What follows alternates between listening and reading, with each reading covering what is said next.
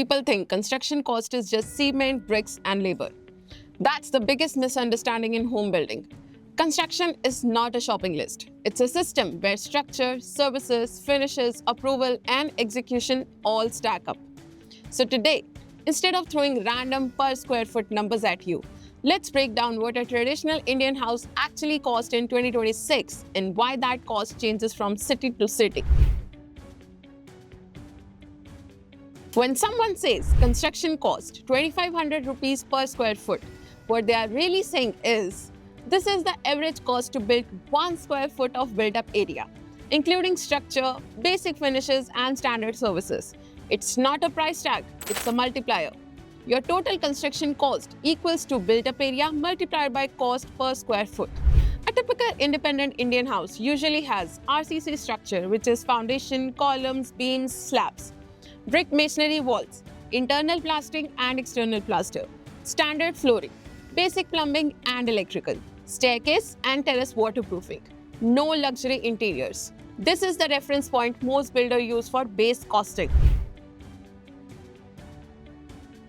Built-up area is not just carpet area.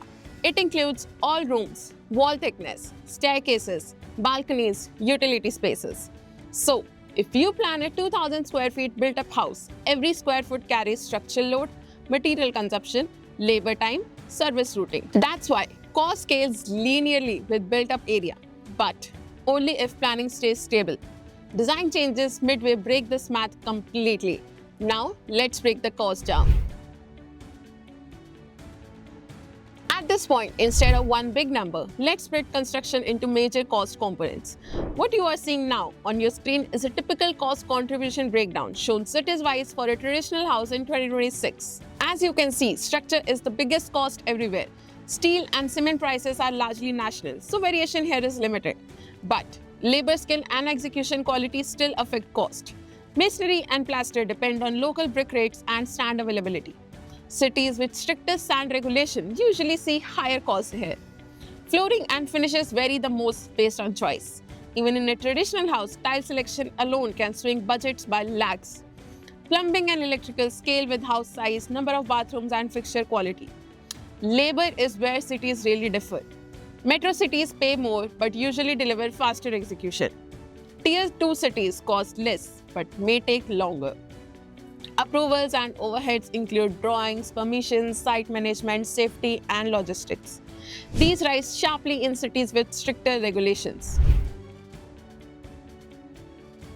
Let's simplify this. Bengaluru and Pune are labor-heavy markets. Chennai leans material-heavy due to coastal specifications. Delhi NCR sees higher compliance and overhead cost. Tier 2 cities save on labor but may spend more time. A simple example. A 2,000 square feet traditional house. 2,000 square feet is the total built-up area, not plot size. And for a decent looking house, a decent one, here are the costs.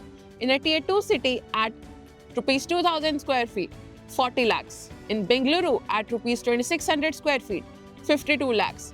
In Delhi NCR at 2,800 rupees square feet, 56 lakhs. Same house, same size, but different cost.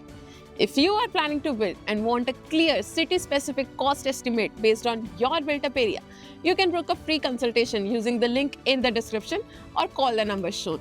And if this breakdown helped, like the video and subscribe because smart construction decisions are always made before construction begins.